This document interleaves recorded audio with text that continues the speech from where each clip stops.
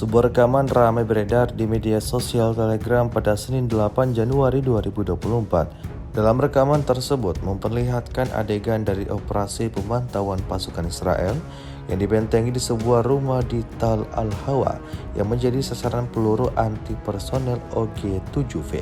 Peralatan yang disita pejuang Hamas menunjukkan bekas darah pasukan yang menjadi sasaran. Dapat dilihat dalam rekaman pejuang Hamas melakukan pemantauan terhadap pasukan musuh khusus di dalam rumah.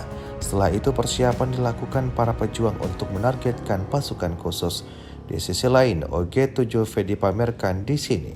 Salah satu peralatan militer ini memiliki berat cangkang 2 kg, panjang proyektil 59,5 cm, diameter proyektil 40 mm dan jarak efektif 150 meter, seperti yang terlihat dalam rekaman.